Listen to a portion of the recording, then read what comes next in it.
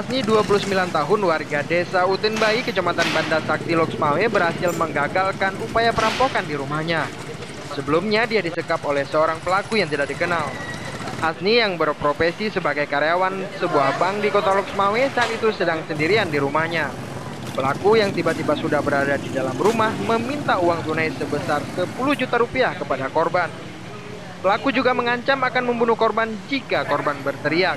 Kepada pelaku, korban mengaku hanya memiliki uang sebesar 80 ribu rupiah yang ada di dalam dompetnya. Tidak terima dengan jumlah uang yang sangat kecil, pelaku mencoba memperkosa korban. Mendapat ancaman itu, korban tidak tinggal diam dan melakukan perlawanan. Akibatnya, korban mengalami luka gores di tangan kirinya akibat terkena pisau pelaku. Uang 10 juta, dia mau ke Batam, dia bilang. Kemudian, ya udah saya bilang sih nggak ada uang, dompet cuma 80 ribu.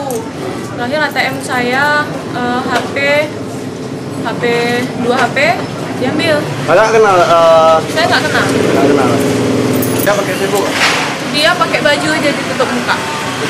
Pakai baju tutup muka, bawa sangkun. Setelah itu pada saat itu nggak melawan? Waktu itu belum melawan karena dia bilang kalau ribut saya mau ditusuk. Perlawanan ini membuat nyali pelaku ciut. Korban langsung melarikan diri keluar dari rumah dan berteriak minta tolong. Usai mendapat perlawanan, pelaku langsung melarikan diri lewat pintu belakang rumahnya.